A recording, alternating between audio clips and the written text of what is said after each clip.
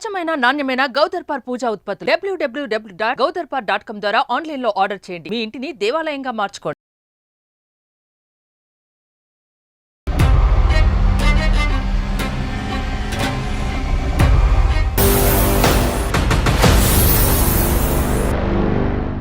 అందమైన జీవితం కార్యక్రమానికి స్వాగతం. నమస్తే కళ్యాణ్ చక్రవర్తి గారు. మీరు ఏ విధంగా వీళ్ళు మనల్ని కాంటాక్ట్ చేయొచ్చు మేడం? ఒక వాట్సాప్ నెంబర్ ఇస్తున్నామండి, మన ఎపిసోడ్ లో కింద స్క్రోల్ అవుతూ ఉంటుంది. ఆ నెంబర్ కి కాల్ చేయొద్దండి దయచేసి. కాల్ కాకుండా జస్ట్ మీ ఆడియోని పెట్టండి చాలు. మీరు ఎలాంటి ప్రాబ్లమ్ ని ఫేస్ చేస్తున్నారు అనే దానికి సంబంధించి ఒక 4-5 లైన్లో ఒక ఆడియోని గనక పంపించగలిగితే జీకే గారు అండ్ టీం మొత్తం స్ట్రీమ్ చేసుకోవటానికి దాన్ని విని నెక్స్ట్ ప్రయారిటీ ప్రకారం ఇప్పుడైతే ఎలా చేస్తున్నామో అట్లానే యాజ్ ఇట్ ఈస్ గా ప్రయారిటీ ప్రకారం తీసుకుంటాం. వాట్సాప్ లో వాయిస్ మెసేజ్ పెట్టేస్తే చాలు. మనం ఆ కొత్త ఎపిసోడ్స్ స్టార్ట్ చేద్దామండి. అవి కూడా ప్రేక్షకులు ఆదరిస్తారని నేను అనుకుంటున్నాను. ఖచ్చితంగా కళ్యాణ్ గారి సలహాలు సూచనలు పాటిస్తారని కోరుకుంటున్నాను. మరి ఈ రోజు ఎపిసోడ్ స్టార్ట్ చేద్దామండి. తప్పకుండా. భారతి అని మెయిల్ చేశారండి ఆవిడ. ఫోన్ చేసేస్తానండి, ఒకసారి మాట్లాడదాము. తప్పకుండా. ఇంకా నాకు సొల్యూషన్ లేదు, పరిష్కారం లేదు అనుకున్నప్పుడు చావేనేమో. మనిషి కోరుకోంది ఏదన్నా ప్రపంచంలో ఉందంటే అది చావే మేడం. అది కోరుకో. భారతి గారు నమస్తే అండి. నమస్తే అండి, ఎవరండి మాట్లాడేది? నేను జయానండి, అందమైన జీవితం ప్రోగ్రామ్ నుంచి కాల్ చేస్తా ఉన్నాను. మీరు మెయిల్ చేశారు కదా మేడం గారు, మీరా అండి? నమస్తే అండి, చాలా చాలా సంతోషం అండి మీ నుంచి నాకు కాల్ వచ్చినందుకు. చాలా సంతోషం అమ్మా. కానీ నీ మెయిల్ చూసాక నాకైతే చాలా బాధ అనిపించింది. చాలా మంది డాక్టర్ గారు సలహాలు సూచనలు అడుగుతారు, డాక్టర్ కళ్యాణ్ గారివి, కానీ మీరు మాత్రం చనిపోవటానికి మార్గాన్ని అడిగారు. నాకు చాలా చాలా బాధ అనిపించింది. ఫస్ట్ మీరు ముందు డాక్టర్ గారితో మాట్లాడండి. తప్పకుండా అండి. నమస్తే అమ్మా. నమస్తే డాక్టర్ గారు. ఇంతకీ మీ సమస్య ఏంటమ్మా, చెప్పండి. అసలు మీ గురించి ఒక్కసారి వివరించండి. నాకు పెళ్ళయి 11 సంవత్సరాలు అవుతోందండి. పుట్టింట్లో ఉన్నన్నాళ్ళు మేము 3 అమ్మాయిలము, 1 అబ్బాయి. నేను 2వ అమ్మాయిని. పుట్టింట్లో చాలా నాన్నగారు గవర్నమెంట్ ఉద్యోగం చేసేవాళ్ళు, ఇప్పుడు రిటైర్ అయ్యి ఏదో చిన్న జాబ్ చేసుకుంటున్నారు. అలాగే వాళ్ళు చెప్పినట్టుగానే వాళ్ళు చెప్పిన సంబంధాన్ని చేసుకున్నానండి. 1 అబ్బాయి. నిజంగా ఒక అమ్మాయి ఇంకొకరి జీవితంలోకి వెళ్తుంది అన్నప్పుడు ఎంత ఆనందంగా వెళ్తుందండి, ఎన్ని ఆశలతో వెళ్తుందండి. అందులోనూ పెద్దవాళ్ళు కుదిర్చారు అంటే మనకి తగ్గట్టుగానే వాళ్ళు చూసుంటారు కదా అన్న ఆనందంలోనే ఉంటుంది కదా అండి. అతను ఎంత దుర్మార్గుడు అంటే చాలా అండి, చాలా అంటే చాలా దుర్మార్గుడు. వాళ్ళకి చాలా వ్యాపారాలు ఉన్నాయి, రియల్ ఎస్టేట్ వ్యాపారాలు ఉన్నాయి. మంచి డబ్బున్న వాళ్ళు, పలుకుబడి ఉన్న వాళ్ళే, సంఘంలో పలుకుబడి ఉన్న వాళ్ళే. కానీ మనసులో మాత్రం క్రూరత్వం నిండిపోయిన వాళ్ళండి.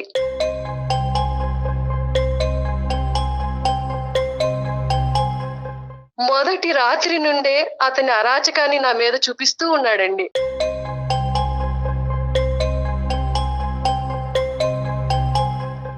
అయ్యో. మందు తాగి వచ్చి సిగరెట్ కాలుస్తూ నన్ను ఒక యాష్ ట్రేగా యూజ్ చేసుకున్నాడు.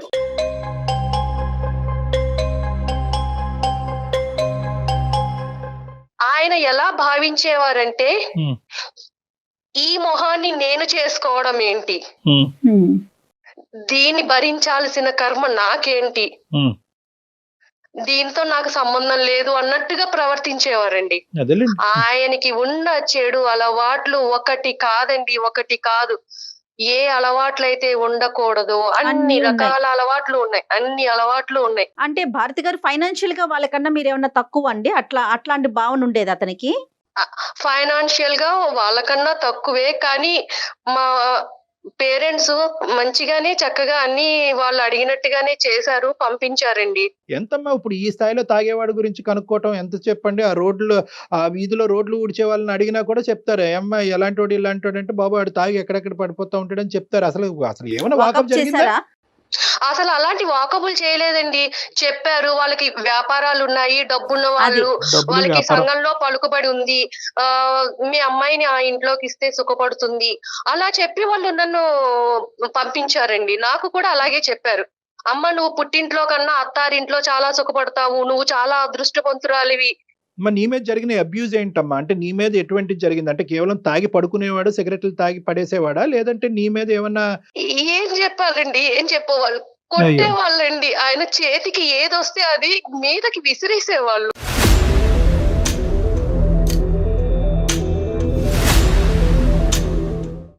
ఒక 3 ఏళ్ల తర్వాత నేను కడుపుతోటి ఉన్నానండి.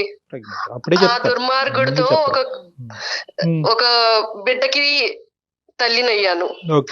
ఆ టైంలో నాకు ఏమనిపించిందంటే, అత్తారింట్లో ఉండటం కన్నా పుట్టింటికి వెళితే వాళ్ళ ఆదరణతో ఒక మంచి బిడ్డకి తల్లినవుతాను అని ఆలోచించి నేను పుట్టింటికి వెళ్ళిపోయానండి.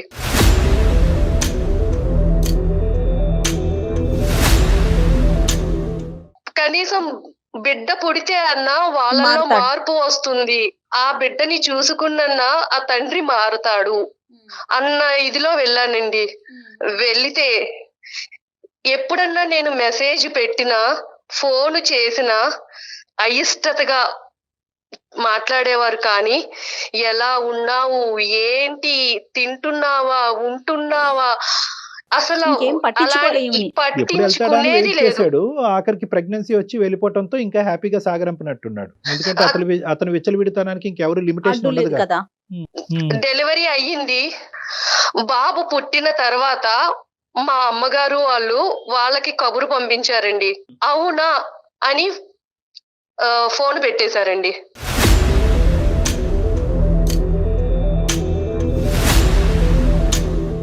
సరే, ఫైనల్ గా ఎప్పుడు చెప్పావమ్మా? మీ పుట్టింటి వాళ్ళకి ఎప్పుడు చెప్పావు? వాళ్ళ రియాక్షన్ ఏంటి? అది ఇంపార్టెంట్ మాకు. పుట్టింటి వాళ్ళకి ఎప్పుడు చెప్పానంటే, ఎప్పుడైతే వాళ్ళు బిడ్డని కూడా చూడటానికి రాలేదో అప్పుడు చెప్పారు. అప్పుడు చెప్పానండి. అప్పుడు చెప్పాక ఇప్పుడు అసలైన బాధ నాది మొదలైంది. ఇప్పుడు పుట్టింటి వాళ్ళకి నేను చులకనైపోయాను.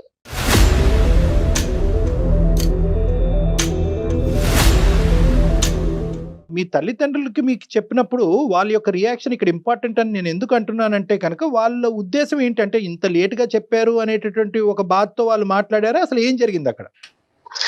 వాళ్ళు ఏమి మాట్లాడలేదండి. ఏమైనా సరే అతని దగ్గరికే వెళ్ళు, ఇదే అన్నారండి.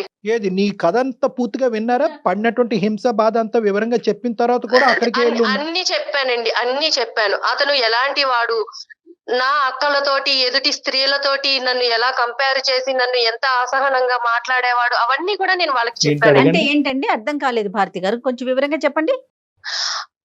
ఎప్పుడైనా బయటికి తీసుకువెళ్ళినప్పుడు అండి, ఫంక్షన్లకి వాటికి వెళ్ళినప్పుడు అక్కడున్న ఆడవాళ్లతోటి కంపేర్ చేసేవాళ్ళండి. వాళ్ళు చూడు ఎలా ఉన్నారో, వాళ్ళ సౌష్ఠవం చూడు ఎలా ఉందో.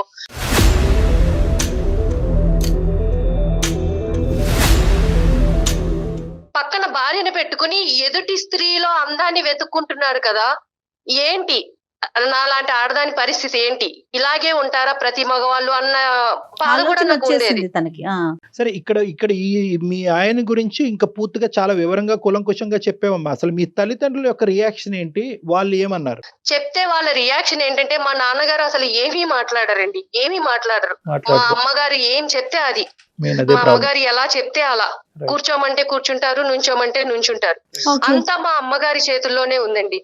మా అమ్మ, మా అక్క, మా పెద్ద అక్క, వాళ్ళకి ఇంకా చాలా చులకనగా ఉండి, నువ్వు వెళ్ళు, ఏదైనా సరే నువ్వు అక్కడే ఉండాలి, అతని దగ్గరే ఉండాలి, మేం చేసుకోవట్లేదు ఆ సంసారాలు, మేము లేము ఆ మొగుళ్ళతోటి అని చెప్పేసి అన్నారండి.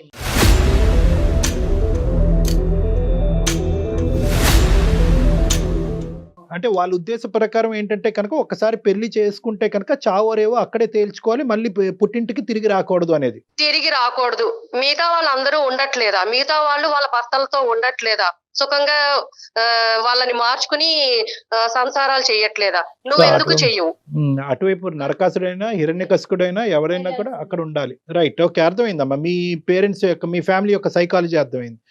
తర్వాత మీ సిస్టర్స్ ఇద్దరు హ్యాపీయేనమ్మా? మీ సిస్టర్స్ ఇద్దరు హ్యాపీయే?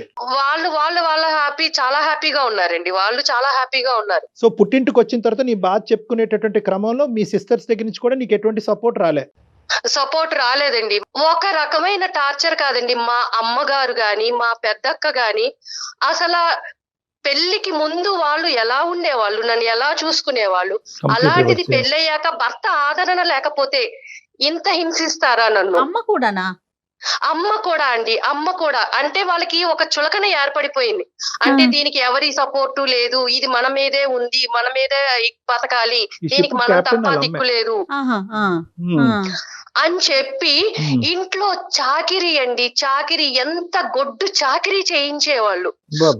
వంట పని, ఇంటి పని, ఇంకా ఇదని అదని లేదండి, మొత్తం అంతా వాళ్ళకి అలుసైపోయాను నేను. ఇలా స్కూల్ నుంచి ఏవో ఫోన్స్ వచ్చేవండి పేరెంట్స్ నుంచి. నేను ఫోన్ మా పక్కకి వెళ్ళి మాట్లాడుతుంటే మా అమ్మ అనేది, ఎవరితో మాట్లాడుతున్నావే, అయ్యో ఎవరితో మాట్లాడుతున్నావు, ఎవరితో రంకు కడుతున్నావు?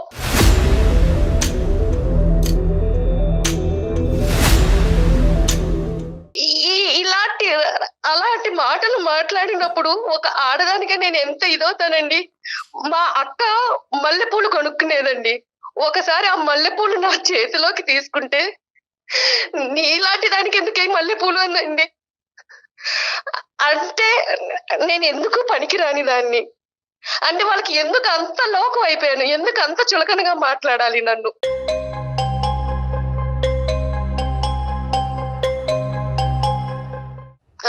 నేను ఉద్యోగం చూసుకుందాము, బయటికి వెళ్దాము, నా బతుకేదో నేను బతుకుదాము అనుకునేదాన్నండి. కానీ అన్ని దారులు మూసేశారండి, అన్ని దారులు మూసేశారు. బయట ప్రపంచం అంటే ఏమిటో తెలియకుండా చేసేశారు, నన్ను నిర్బంధించేశారు.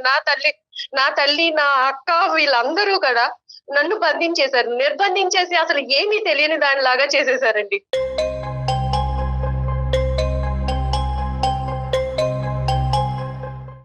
లేదండి, ఇవన్నీ నేను భరించలేనండి. నాకు చావు ఒక్కటే పరిష్కారం. నాకు నిజంగా చావు ఒక్కటే పరిష్కారం అండి. ఇటు పుట్టింటిని తట్టుకోలేను. కాదమ్మా భారతి, నువ్వు 1కి 10 సార్లు చావు చావు అంటున్నావు.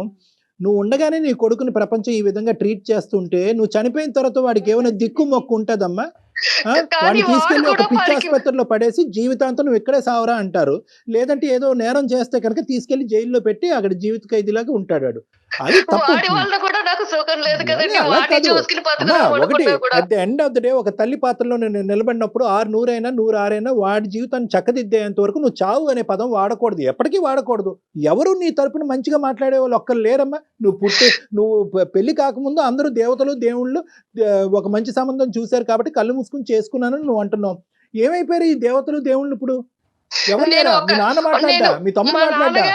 నేను మా నాన్నగారితో మాట్లాడాలనుకుంటున్నానండి. మా నాన్నగారే ఈ సమస్యకి ఏమన్నా మాట్లాడతారేమో, నాకు సమస్య పరిష్కారం చూపిస్తారేమో. మాట్లాడిన మహానుభావుడు ఇప్పుడు మాట్లాడతాడమ్మా. 9 సంవత్సరాల తర్వాత ఈ హింసంతా కళ్ళెదురుగుంటా కూర్చున్నటువంటి మీ నాన్న ఇప్పుడు మాట్లాడతాడా నువ్వు అడిగితే?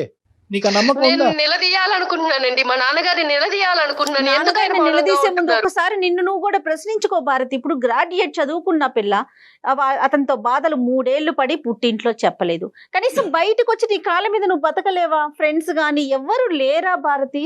ప్రపంచం ఏమైపోయిందమ్మా? లేదండి, ఫ్రెండ్స్ తో గాని ఇరుగు పొరుగు వాళ్ళతో గాని నాకు ఎలాంటి సంబంధము లేదు. అసలు నాకు ఎవరితోటి కనెక్షన్ లేని ఇదిలో అయిపోయానండి. నన్ను అలా నిర్బంధించేశారు. లేదమ్మా, నువ్వు ఏంటంటే ఇప్పుడు పుండుమే కారం చల్లటం అనేటటువంటి అంశాన్ని నేను ప్రతిసారి నేను చిత్రీకరిస్తూ ఉంటాను. ఇక్కడ ఏంటంటే నువ్వు ప్రతి స్టెప్ కూడా స్లో అమ్మా, ప్రతి స్టెప్ స్లో. ఒకటి ఏంటంటే ఐదర్ అవతల వాళ్ళ గురించి సాక్రిఫైస్ చేస్తావు. మొగుడు శాడిస్ట్ అయినా కూడా కొడుకుని ఇస్తే కనుక వాడు దేవుడు అయిపోతాడని అనుకున్నావు. తల్లిదండ్రులకు చెప్తే వాళ్ళు బాధపడతారు అనుకున్నావు.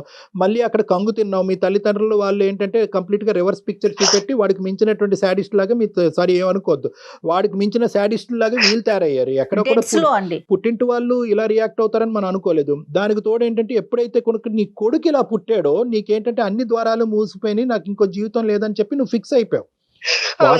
ఇప్పుడు నాకు కావాల్సింది ఏంటంటే మీ తండ్రి గారిని నిలదీయాలి, అడగాలి అని అనుకునేటటువంటి మీ ఆలోచన వెనకాతల నెంబర్ 1, ఈ రోజు మీరు మాకు ఎలా చేసి మాట్లాడుతున్నారు? ఇప్పుడు ఎక్కడున్నారు మీ అమ్మాళ్ళు అందరూ? అంటే ఇంతకాలం మా అమ్మగారు వాళ్ళ అమ్మగారికి బాలేదు అంటే వేరే ఊరు వెళ్ళారండి. అమ్మమ్మకి బాలేదు, అయితే ఆవిడ కాలం చేశారు. ఇంకొక 11 రోజుల వరకు వాళ్ళు రారు. నా సమస్యకు కూడా ఒక పరిష్కారం దొరుకుతుందని ఇమీడియట్ గా నేను మీకు మెయిల్ సరే, చేశానండి. సంతోషం అమ్మా, అక్కడ వరకు సంతోషం. మీరు అసలు ఏం ఎక్స్పెక్ట్ చేస్తున్నారు? నాన్నగారితో మాట్లాడాలని అంటున్నారు, మెయిల్లో కూడా చూసాను నేను నేను. నాన్నగారితో మాట్లాడాలండి. నా సమస్యకి పరిష్కారం నాన్నగారే చెప్తారా, డాక్టర్ గారే చెప్తారా? కానీ నన్ను ఈ చిక్కుల వలయం నుంచి, ఈ సమస్యల నుంచి నన్ను బయట పాడేయండి. భారతమ్మ, ఒక్కటి తల్లి, ఎవడి జీవితం నుంచి బయటపడేయలేడమ్మా. మన జీవితానికి సంబంధించినటువంటి నిర్ణయం మనం తీసుకోవాలి. మేము కేవలం మెంటర్స్ మాత్రమే. కొద్దిగా టార్చ్ లైట్ వేస్తాం, ఆ చీకటిలోంచి మీరు నడుచుకుంటూ వెళ్ళాలి. టార్చ్ లైట్ మాత్రమే. అయినా సరే మీ తండ్రిని కొన్ని ప్రశ్నలు అడుగుదామని అనుకుంటున్నావు కాబట్టి అతనితో మాట్లాడి. ఎక్కడున్నాడో మాత్రం. నాన్నగారు బయటికి వెళ్ళారండి. ఆయన ఉద్యోగం చేస్తారని చెప్పాను కదా, అక్కడికి వెళ్ళారండి. అలాగే మీ సమస్యకు ఒక పరిష్కారాన్ని నిర్ణయించుకోండి. ఆయన నిలదీస్తారు. నిలదీస్తే ఏమవుతుంది? మీ కడుపు మంట చల్లారుతుంది, అంతే. నెక్స్ట్ ఏంటి అది కూడా ఆలోచించండి, అంతే కదా కళ్యాణ్ గారు? అంతేనమ్మా, అంతే అంతే అంతే. మరి మాట్లాడదామండి. ఎట్లా లైన్ కలుపుతారా భారతి గారు మీరు? నేను నాన్నగారికి ఒకసారి కాల్ చేస్తానండి. ఆ. అమ్మాయికి ఏంటంటే జయ గారు, మనం ఈ రోజు ఇలా మాట్లాడేటప్పటికి అమ్మాయికి ఒక ధైర్యం వచ్చింది. ఇప్పుడు స్టార్ట్ అయింది ఆ అమ్మాయి జీవితంలో. ఏంటంటే నెంబర్ 1 ప్రశ్నించాలి, అడిగి కారణాలు తెలుసుకోవాలి, తర్వాత సమస్యకి పరిష్కారం ఎత్తుక్కోవాలి. సహజంగా మనిషి యొక్క మానసిక పరిస్థితి ఇదండి. ప్రశ్నలకి బదులు కావాలి. సమస్య పరిష్కారం ఎత్తుక్కుంటే ఎత్తుక్కోరు. మీరు నేను ఎప్పుడు అదే మాట్లాడుతున్న నమ్ముతాను, అందరికి వ్యక్తి అదే మీ నమ్మకాన్ని కాల్ ఇస్తూ ను ఉంటాను. హోల్డ్ లో మన ఉంచారు. థింకింగ్ లైన్ మారాలి. హలో, ఏంటమ్మా? ఏం చేస్తున్నావు నాన్న? ఏం చేస్తున్నానమ్మా, ఇప్పుడు ఉండే కష్టాలే. నాన్న, నా పరిస్థితి నువ్వు చూస్తున్నావా నాన్న? ఏం ఇంట్లో పరిస్థితి చూడన్నా? నీకు అర్థమవుతుందా నాన్న?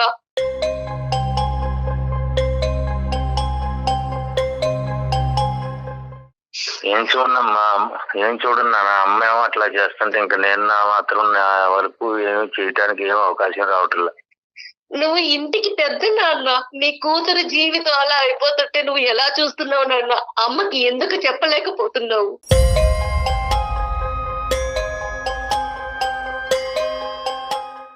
మీ అమ్మ పెట్టే చిత్రహింసలకి నేను చెప్పినా గానీ వినటం లేదు, చెప్పేటంత అవకాశమే ఇవ్వటం లేదు నాన్న. మీరు అలా అంటే కుదరదు నాన్న. నా సమస్యకి పరిష్కారం చెప్పాలి. మీరు నా కన్న తండ్రి. నా జీవితం ఇలా అయిపోయింది. మీరు చూసిన సంబంధమే కదా నాన్న నేను చేసుకున్నాను.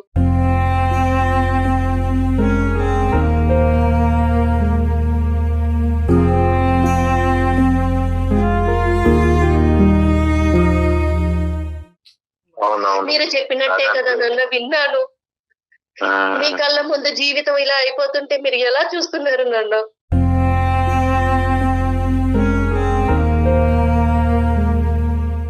నా బాధని ఎవరితో చెప్పుకోవాలో తెలియక అందమైన జీవితం అనే ప్రోగ్రామ్ ని డాక్టర్ గారికి చెప్పుకుందాము, కళ్యాణి చక్రవర్తి గారిని సలహా అడుగుదామని వాళ్ళని అప్రోచ్ అయ్యాను నాన్న. వాళ్ళకి మెయిల్ పంపించాను. ఈ సమస్యల నుంచి నన్ను ఎలాగైనా సరే మీరు బయట పడేయాలండి. నాకు ఒక్కట చావు తప్ప ఏది కనిపించట్లేదు నాన్న.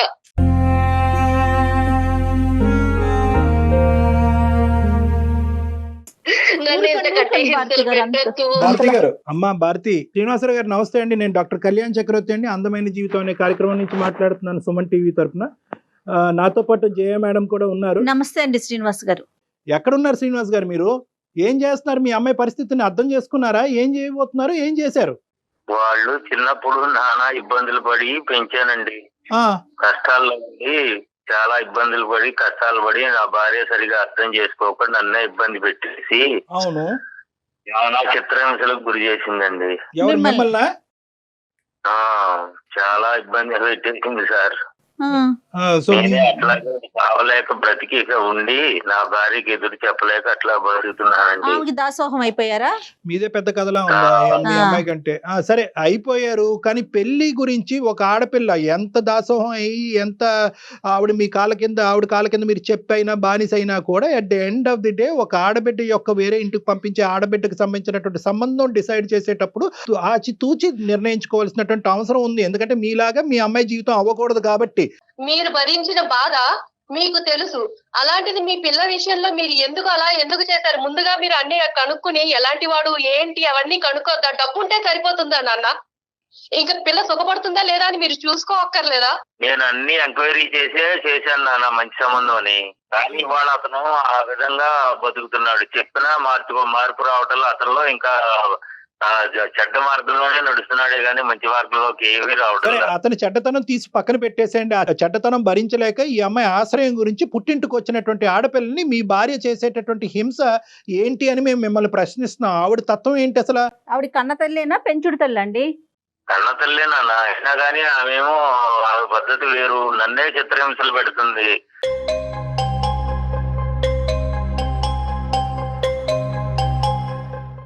గ్యాస్ స్టవ్ మీద శారీ వేసేసి నేను చచ్చిపోతానని అంటుంది. అయినా నేను ఎదురు చెప్పలేక నేను బ్రతుకుతున్నా.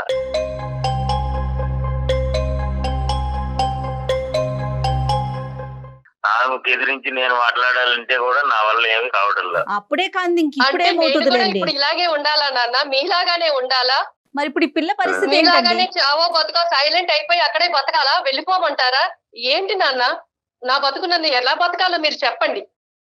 కాదండి, ఇప్పుడు ఒకటి శ్రీనివాస్ గారు, మీ ఆవిడ ఏమో వచ్చి గ్యాస్ స్టవ్ మీద చీర పెట్టుకుని ముట్టించుకుంటుంది అనేటటువంటి భయంతో మీరు వెనకడిగేస్తున్నారు. ఇప్పుడు అదే మాట మీ కూతురు అంటుంది, నేను బ్రతకాలా చచ్చిపోవాలా, ఒక పక్క నుంచి వాడు ఒక హైపర్ యాక్టివ్ కిడ్ పట్టుకుని వాడిని భరించలేక, అన్ని అవమానాలు భరించలేక నేను చచ్చిపోవాలని అని అనుకుంటే మాకు ఫోన్ చేసింది ఈ రోజు మీ అమ్మాయి. మీ కూతురికి ఏం సమాధానం చెప్తామో చెప్పండి ఒకసారి. వాడిని కేటలేసి మంచిగా బతికేది మొత్తం చెప్పండి ఇంట్లోనే, వాళ్ళ ఇంట్లోనే. ఇంకా అంతకంటే చెప్పేది ఏముంది ఇంకా? అయ్యో రామా,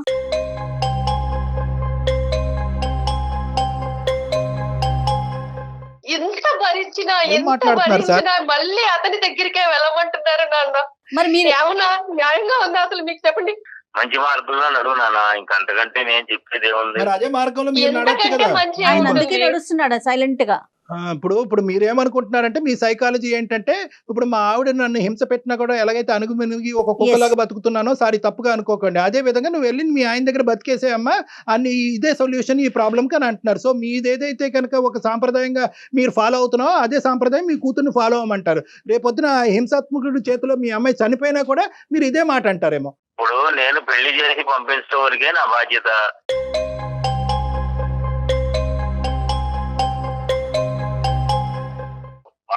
చేతులు దులిపేసుకున్నారా నాన్న? పెళ్లి అయిపోయిన తర్వాత చేతులు దులిపేసుకున్నారా మీరు అసలు? ఇప్పుడు మీ ఆవిడ నోరు ఆవిడ ఏంటంటే ప్రత్యక్షంగా కనిపిస్తుంది, మీరేంటంటే ఎక్కడో ఉద్యోగం చేసుకుంటున్నారు కాబట్టి మీ యొక్క తీరు, మీ వ్యక్తిత్వం, మీ మాట పద్ధతులు, మీ ఆలోచన శైలి ఇప్పుడుకొచ్చి ఈ మహాతల్లికి కనిపించలేదు. అంటే తల్లిదండ్రులు ఇద్దరు ఒకటే. పోనీ అమ్మాయి కాళ్ళ మీద నిలబడుతుంది కదా, దానికైనా ఈయన సపోర్ట్ చేయొచ్చు కదండి. ఏమండి అదే నన్ను బయటపడేమనండి, చెప్పండి. నన్ను ఎక్కడికన్నా తీసుకెళ్లి ఎక్కడైనా ఉంచండి, నా బతికేదో నేను బతుకుతాను. మా అమ్మాయి వయసులో ఉంది కదా అని చెప్పి బయటికి వెళ్తే నలుగురు నాలుగు రకాలుగా మాట్లాడతారు, అందుకని రకరకాల పద్ధతులు వస్తాయి అని చెప్పి వాళ్ళ అమ్మకి ఇష్టం లేదు, ఉద్యోగం చేయించుదామనే ఉద్దేశం లేదు. ఏంటి నాన్న, మీ పెంపకం మీద మీకు నమ్మకం లేదా నాన్న?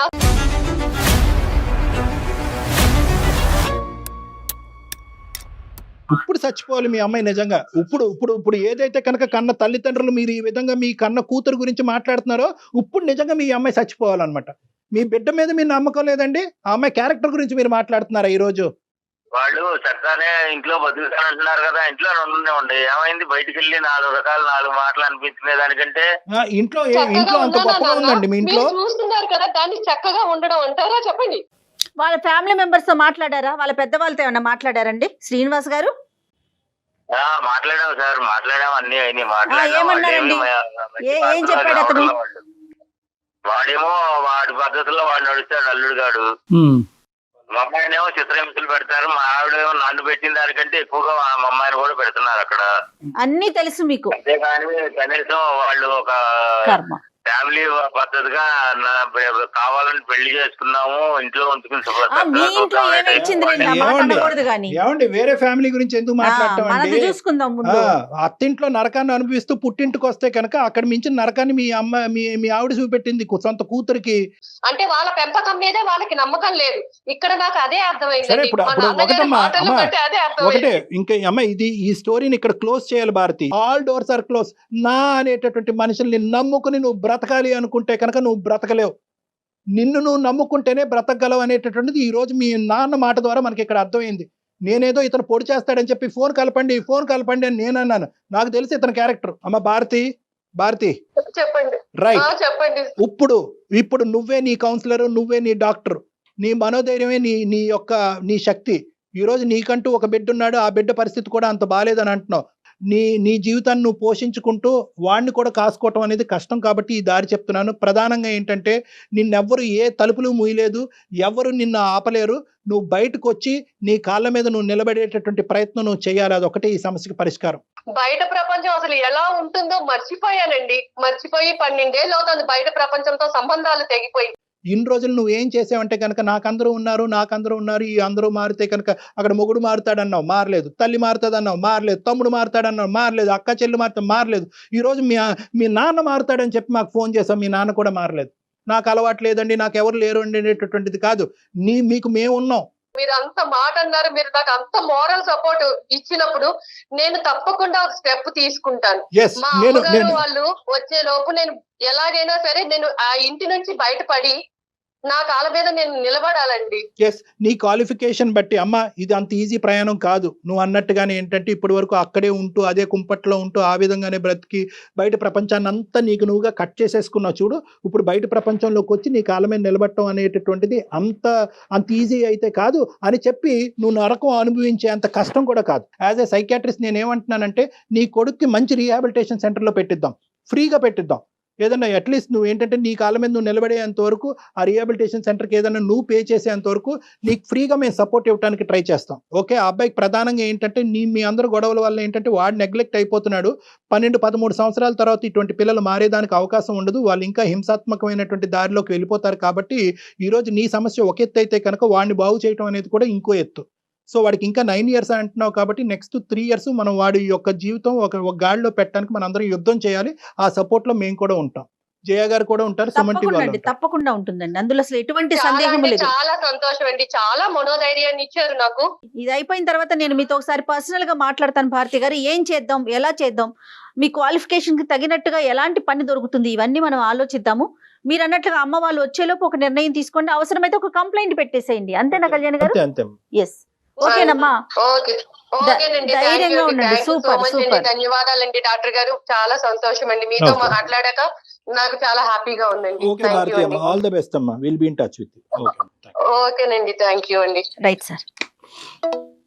ఎలా మొదలైంది, ఎలా ఎండ్ అయింది చూడండి కళ్యాణ్ గారు. అమ్మాయికి ఏంటంటే అది నేను ఇందాక అన్నాను కదా స్టార్టింగ్ లో, కొన్ని ప్రశ్నలకు ఆ అమ్మాయికి బదులు దొరికేంత వరకు ఈ అమ్మాయి నెక్స్ట్ అడిగేయదు అని చెప్పి నేను స్టార్టింగ్ లో చెప్పాను. ఇప్పుడు ఆ సమాధానానికి తనకు దొరికింది. అంటే మా నాన్న మారుతాడేమో, మా నాన్న ద్వారా నేను ఇంట్లోంచి బయట పడచ్చేమో అనేటటువంటి ఆలోచనని ఇప్పుడు ఆ అమ్మాయికి ఏమర్థమైందంటే కనుక మా నాన్నగారు తలుపేసుకుని అతని స్వార్థం చూసుకుంటున్నాడు తెలిసింది కాబట్టి ఇప్పుడు నెక్స్ట్ అడిగేయడానికి ఆ అమ్మాయి రెడీ అయింది. రైట్ అండి, ఎపిసోడ్ అయిపోయినాక నేను ఒకసారి పర్సనల్ గా తనతో మాట్లాడతాను, మీకు అప్డేట్ చేస్తాను. తప్పకుండా జయ గారు. Right, thank you so much అండి, నమస్తే.